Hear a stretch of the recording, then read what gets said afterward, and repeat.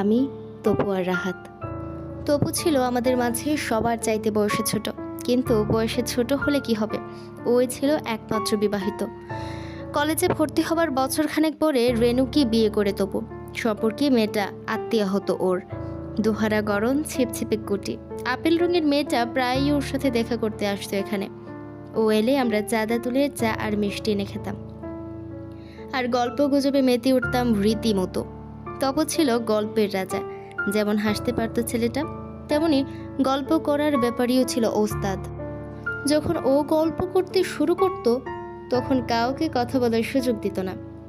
সেই যে লোকটার কথা তোমাদের বলেছিলাম না সেদিন, সেই হোতকা মোটা লোকটা, ক্যাপিটালে যার সাথে আলাপ হয়েছিল, ওই যে লোকটা বলেছিল সে বার্নার্ড হবে, পরশু রাতে মারা গেছে একটা থ্যাকরা গাড়ির তলায় পড়ে।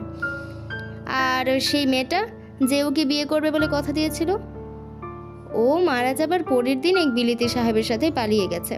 রুনি মেয়েটার খবর জানতো। সে কি, রুনিকে চিনতে পারছো না? শহরের সেরা নাচিয়ে ছিল, আজকাল অবশ্য রাজনীতি করছে। সেদিন দেখা হলো রাস্তায়। আগে তো পাটকাঠি ছিল, এখন বেশ মোটাসোটা হয়েছে। দেখা হতেই রেস্তোরাঁয় নিয়ে খাওয়ালো।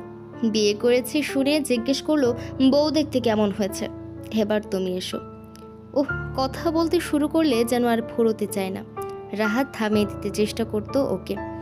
রেনু বলতো, আর বলবেন না, এত বকতে পারে, বলে বিরক্তিতে না, লজ্জায় লাল হয়ে উঠত সে। তবু থামতো না তপু। একগাল হাসি ছড়িয়ে আবার পরম্পরাহীন কথার তুবড়ি ছোটাতো সে।